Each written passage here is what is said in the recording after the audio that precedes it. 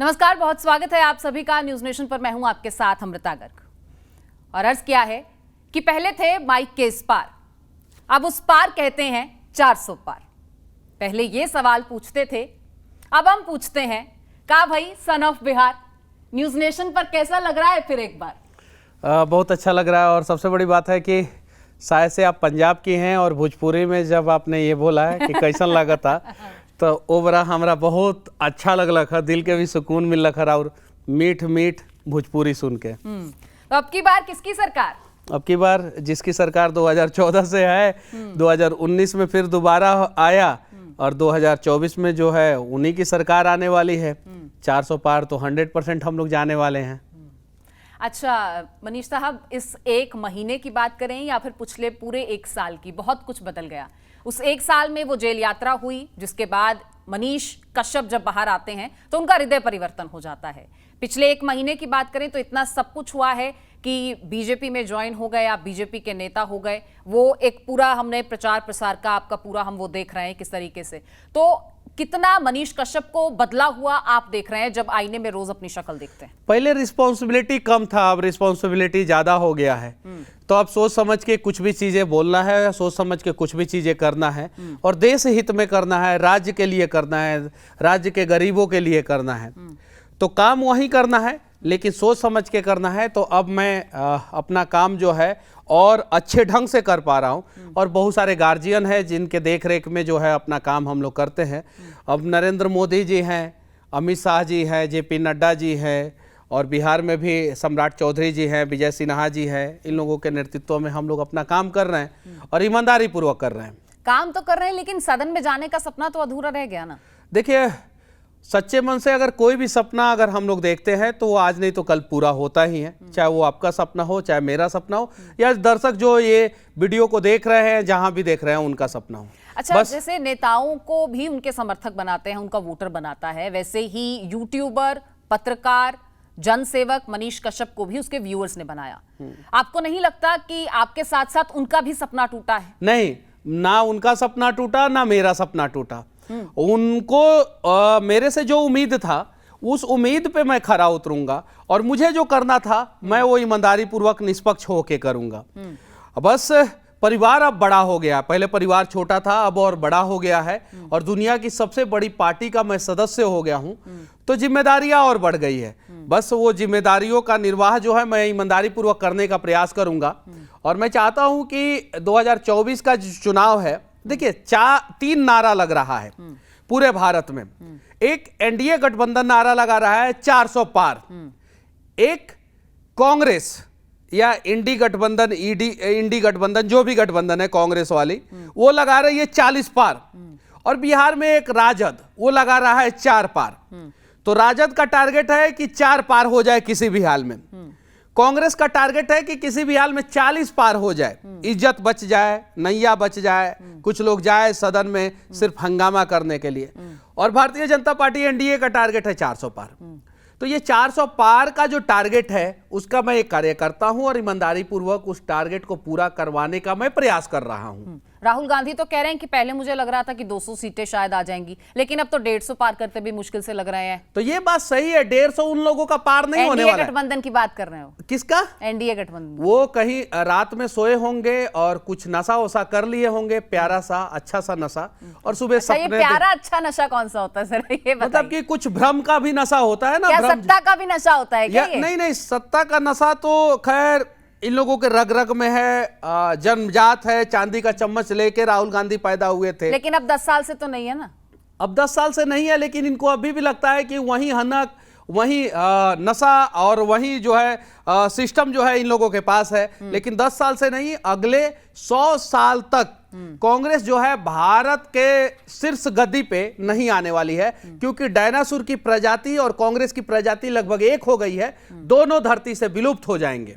अच्छा, 400 पार का जो नारा दिया जा रहा है, इसका आधार क्या है? सिर्फ पीएम मोदी के चेहरे पर वोट बटोरना चाह रहे हैं? नहीं, पीएम मोदी के चेहरे पे ही नहीं, पीएम मोदी के साथ जितने भी सांसद हैं उन सब ने काम किया और सबके चेहरे पे वोट बटोरा जा रहा है। और एक दो अगर मान लीजिए आप लोगों के नजर में लगता होगा कि एक दो ने नहीं काम किया, तो बहुत सारे लोगों का टिकट बदला भी गया। लेकिन हम पीएम मोदी के चेहरे पे क्यों ना वोट मांगे? जिस मोदी ने पूरे भारत को मजबूत किया, जिस मोदी ने महंगाई को कंट्रोल किया, जिस मोदी ने 115 यूनिकॉर्न कंपनी बनाया। कहां महंगाई कंट्रोल हुई? आप महंगाई कहां? अरे मैडम, मोबाइल उठाइए, 4.6%। अरे आप भी तो पूर्व पत्रकार हैं। पूर्व पत्रकार तो आप भी हैं, आप बताइए। अरे आज का मैं बात कर रहा हूं, आज का। 4.6% महंगाई दर है अभी इस महीने का। आरबीआई ने कल जो है डेटा जारी किया है, कल। और पूरे साल का सबसे निचले है, पता है आपको? क्या सिलेंडर कितने का मिल रहा है? आप बता दीजिए, आप बताइए ना। आपसे मैं पूछना चाहता हूं, आप बता दीजिए। 400-500 की बात हो रही थी, हाँ। अब हजार रुपए की बात हो रही है। किसको 1000 रुपया में? राहुल गांधी को भी 700 रुपया में मिल रहा है सिलेंडर। तो 400 से तो 300 महंगा ही हुआ ना। तो 400 से 300 महंगा हुआ। जब कांग्रेस की सरकार 2004 में आई, उस समय सिलेंडर का प्राइस जो है वो 220 रुपया था। 220 रुपया। तो महंगाई कम करने की बात हुई थी, बढ़ाने की बात तो नहीं हुई थी। मुझे तो इस पे क्लियर कर देने दीजिए। महंगाई, आपने बहुत अच्छा टॉपिक छेड़ा, और पूरे न्यूज चैनलों पे डेवलपमेंट पे और महंगाई पे बात होना चाहिए, तब पता चलेगा भारतीय जनता पार्टी ने कितना महंगाई कंट्रोल किया। नरेंद्र मोदी लेकिन आप तो जो प्रचार कर रहे हैं 370 और राम मंदिर की बात कर रहे हैं, मैंने आपके बहुत सारे वीडियोस देखे हैं। 370 का बात क्यों नहीं करेंगे? 370 से जो है हमारा देश मजबूत हुआ है। हमारा जो है अर्थव्यवस्था का एक बड़ा अमाउंट जो है कश्मीर में बेवजह खर्चा होता था, आज वो खर्चा नहीं होके जो है हमारे सेना को मजबूती में प्रदान हो रहा है। तो क्या विकास और महंगाई मुद्दा नहीं है? पीओके पे क्यों नहीं? इसी मुद्दे पर चुनाव लड़ रहे हैं। है ही नहीं, महंगाई है कहां? महंगाई नहीं है, कहां है आप बताइए ना। मैं वहीं आरबीआई इसका जवाब आपको बिहार की जनता देगी कमेंट सेक्शन। 4.5% दर है महंगाई का, आज का मैं डेटा बता रहा हूं। इसका जवाब आपको बिहार की जनता देगी। आप कह रहे हैं कि बिहार महंगाई बिल्कुल नहीं है। एकदम नहीं है महंगाई। रोजगार भी प्रॉपर मिल रहा है सबको। देखिए, मैं रोजगार पे अभी चर्चा ही कर रहा था, तब तक आपने बीच में काट दिया। 115 यूनिकॉर्न कंपनियां बनाई गई, और पूरे दुनिया में स्टार्टअप के मामले में भारत तीसरे नंबर पे आया। जो टॉप 20 ये कागज में बना दी गई है, वहां लोग काम भी कर रहे हैं। अच्छा सुनिए, कागज में कि जमीन पे यूनिकॉर्न कंपनी 115 बनी कि नहीं बनी? कितने लोग हैं वहां काम कर रहे हैं? कहां पे जो आप कंपनीज बता रहे हैं? कौन सी कंपनी में? आप नाम बताइए।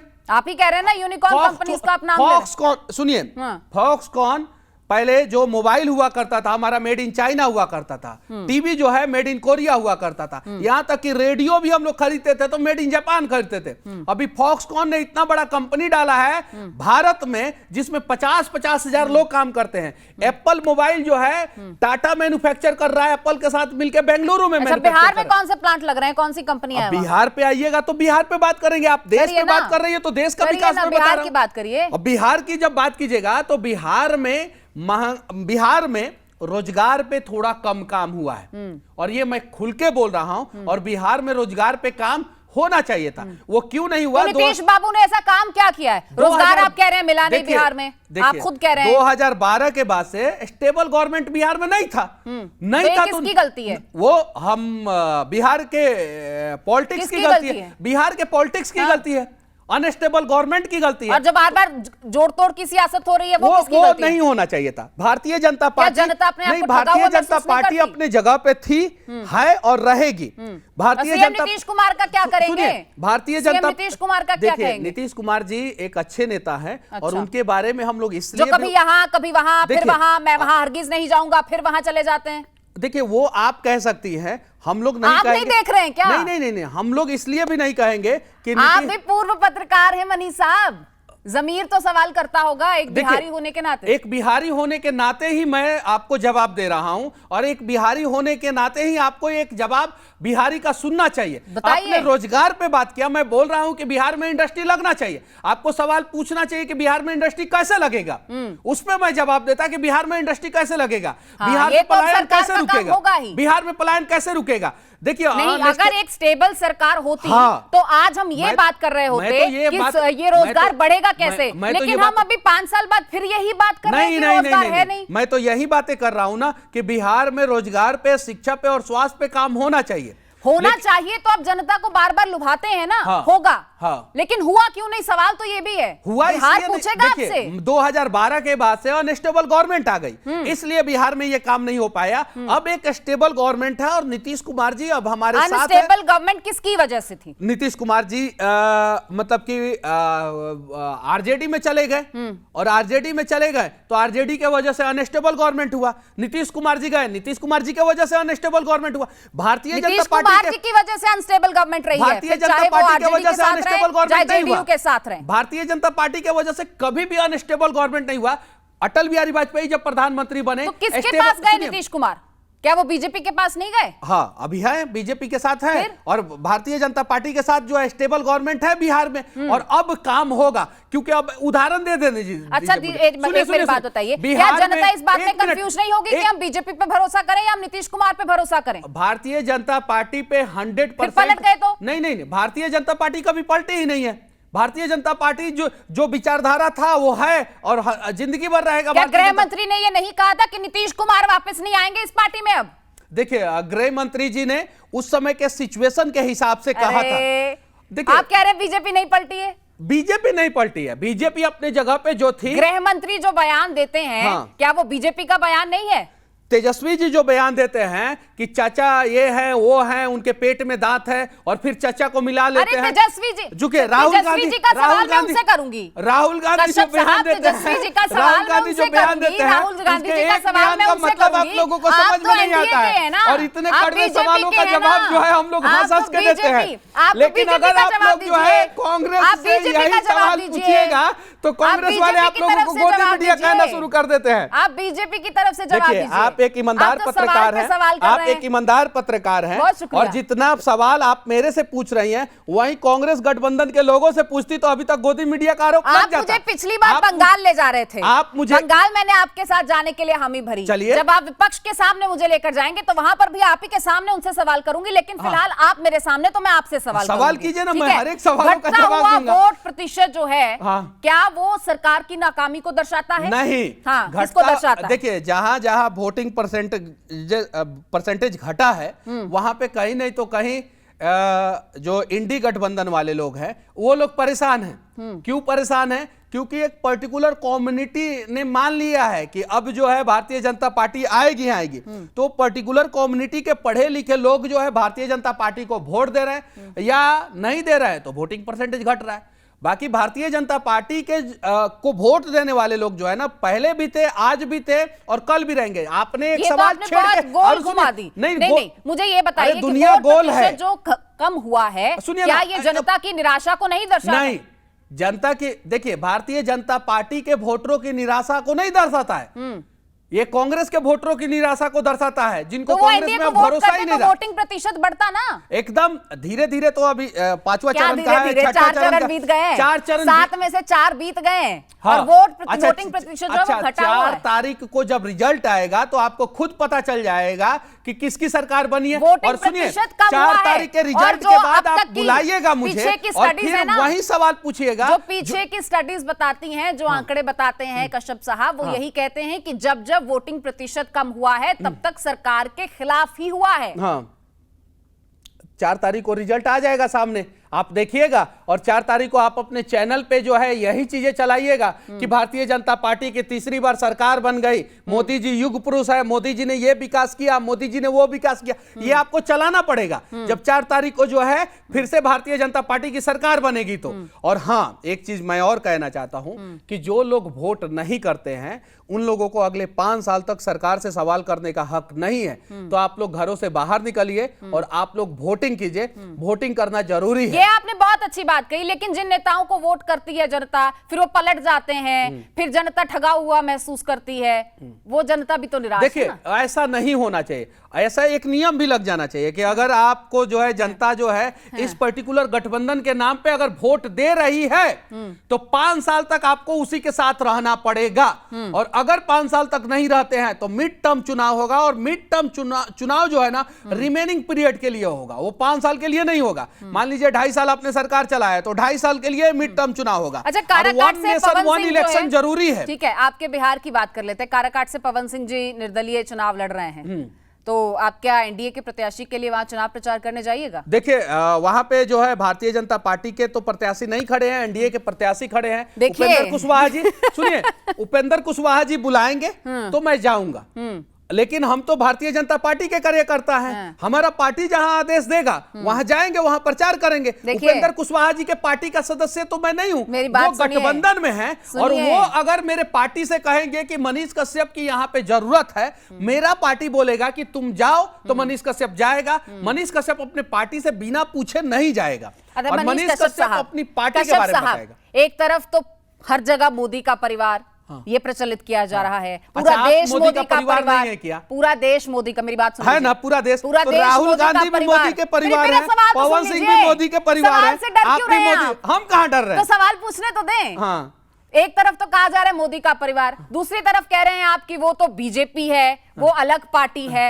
आप अपने ही कुनबे के साथ एक परिवार होकर आईपीएल में भारतीय क्रिकेट टीम के लोग खेलते हैं। अरे खेल में तो खेल ही बिगड़ जाता है साहब। अलग टीम बना हुआ है, लेकिन जब बात आती है देश का तो सब लोग जो है भारत के लिए खेलते हैं। ये पूरा देश के लोग जो है मोदी का परिवार है। उनकी अपनी विचारधारा है, अलग अलग विचारधारा है, अलग अलग पार्टियां हैं, लेकिन परिवार तो मोदी जी का ही है। 400 पार में तो आपके उपेंद्र कुशवाहा भी आएंगे ना? एकदम बिल्कुल है। या सिर्फ बीजेपी 400 पार कर लेगी? देखिए, आपका अगर पड़ोसी आपको बोलेगा कि आप आइए और हमारे लिए ये काम कीजिए, तो आप अपने घर के मुखिया से, आप अपने मम्मी पापा से पूछिएगा ना कि बगल वाले अंकल जो है हमें बुला रहे हैं, हम जाए कि नहीं जाए। मनीष कश्यप बीजेपी के, हाँ ठीक है, बीजेपी एनडीए की, हाँ, और एनडीए के उपेंद्र कुशवाहा, एकदम तो एक परिवार हुआ ना? एकदम। तो उपेंद्र कुशवाहा के पक्ष में वोट अपील तो कर दीजिए। अरे तो उपेंद्र कुशवाहा जी अगर हमें बुलाएंगे एकदम बिल्कुल जाएंगे, क्यों नहीं जाएंगे? और 400 पार में अपने परिवार के लिए एक वोट अपील तो यहाँ से कर दीजिए। एकदम बिल्कुल हमारा एनडीए, एकदम बिल्कुल हमारा एनडीए परिवार के समर्थन में आप लोग वोट कीजिए। और हम वादा करते हैं कि विकास जिस प्रकार से पिछले 10 साल में हुआ है, 100 दिन में 100 किलोमीटर सड़क, एक दिन में 100 किलोमीटर सड़क का हमने रिकॉर्ड बनाया है। दुनिया का सबसे लंबा एक्सप्रेसवे बनाया है, सबसे चौड़ा एक्सप्रेसवे बनाया है, 15 नए एम्स का स्थापना किया है हमने, कश्मीर से धारा 370 हटाया है। राम मंदिर से विकास कैसे संभव है? वो एक छोटा सा बच्चा का वीडियो वायरल हो रहा है कि वो 7 साल 8 साल का बच्चा जो है 60,000 रुपया महीना कमाता है। ये सारा काम क्या? सुनिए एक मिनट, लेट मी फिनिश। आपने एक सवाल मेरा मुझे लेने दीजिए। आपने कहा कि अगर यादव के नाम पर आपको वोट करना है तो खेसारी लाल यादव को छोड़कर किसी भी यादव को वोट करिए, और अब आपका एक और वीडियो वायरल हो रहा है उन्हीं खेसारी लाल यादव को छोड़ के। ये वीडियो ही नहीं है, ये 2 वीडियो वायरल हो रहे हैं। दिखाइए एकदम, आप अपने आपको दिखाए जाएंगे, स्क्रीन पे दिखाइए। हमने बोला है कि यादव के नाम पे वोट करना है तो लालू यादव को क्यों कीजिएगा? जो लालू यादव का चारा घोटाला करके यादव को यादव को वोट नहीं करना। नहीं, मैंने बोला, सोच लीजिए। नहीं, अगर नहीं, ये तो कहीं वीडियो नहीं है, आप दिखा दीजिएगा। तो हम चलिए एक चलते रैपिड फायर आपसे मैं कर रही हूँ। एक नेता के नाम, किन्हीं नेताओं के नाम बोलूंगी। पहला शब्द आपने अगले 5 साल का जो है रोड मैप हमसे सुना ही नहीं, पहले वो सुनिए, पहले बताइए। पीओके भारत का हिस्सा होगा, पीओके भारत का हिस्सा होगा, और भी एक्सप्रेसवे बनेगा, और भी एम्स बनेगा, और भी आईआईटी कॉलेज बनेगा, और भी यूनिवर्सिटी बनेगा, और भी यूनिकॉर्न कंपनी बनेगी। और भारत तीसरे नंबर पे है स्टार्टअप योजना के मामले में, पहले नंबर पे आएगा, और 5वें नंबर पे इकोनॉमी के मामले में है, तीसरे नंबर पे आएगा। और भारत के प्रधानमंत्री दुनिया के सबसे मजबूत नेता फिर से बनेंगे। रैपिड फायर में कुछ नेताओं के नाम लूंगी, कुछ लोगों के नाम लूंगी। पहला शब्द आपके जहन में क्या आता है ये बताते जाइएगा। तेजस्वी यादव, 9वीं फेल। नेहा सिंह राठौर, उनके बारे में तो हम सोचते ही नहीं है। अच्छा। मनोज तिवारी, मनोज तिवारी ने दिल्ली के लिए अच्छा काम किया। एक शब्द बोलना था। पीएम मोदी, सशक्त नेता। कन्हैया कुमार, टुकड़े टुकड़े गैंग। राहुल गांधी, कॉमेडियन। लालू यादव, चारा घोटाला। नीतीश कुमार, बिहार के बेदाग मुख्यमंत्री। बेदाग।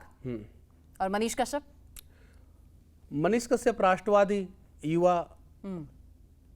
और कुछ आप बता दीजिए, मैं अपने बारे में बताऊंगा तो फिर आपने मतलब इतना बड़ा इंटरव्यू में आप पहली बार मुस्कुराई हैं, तो आप बता दीजिए, क्योंकि आप जज करने वाली हैं। यहाँ तो हम लोग अपने बारे में जज थोड़ी करेंगे, सवाल भी तो सरकार के लोगों से ही पूछा जाता है। हमसे इतना सवाल पूछी, हमने कभी आरोप लगाया क्या कि आप विपक्ष से पैसा ली हैं? नहीं, चूंकि मुझे पता है आप अच्छा, सुनिए, मतलब जो विपक्ष पूरा कंप्लीट तो करने दीजिए। एक मिनट, नहीं, आप कटवा दीजिएगा और इतना ही जो है रील बनेगा और मीम्स बनेगा। आप एक ईमानदार पत्रकार हैं, आप कितना भी कड़वा सवाल पूछिएगा, हमारा फर्ज बनता है कि हम उसका जवाब देंगे। आपके ऊपर झूठा मुकदमा भी नहीं करेंगे, एनएसए भी नहीं लगाएंगे, आपसे नाराज भी नहीं होंगे, आप दोबारा बुलाइएगा फिर आएंगे। लेकिन अगर आप इंडी गठबंधन या कांग्रेसी से या तेजस्वी यादव की पार्टी से अगर 4 को कड़वा सवाल पूछ लीजिएगा, इन्हों में कुर्सी तोड़ना शुरू कर देंगे और गोदी मीडिया कहना शुरू कर देंगे और फिर दोबारा आपके पास नहीं आएंगे और आप लोगों का बायकाट कर अब देखिए मीडिया क्या करे,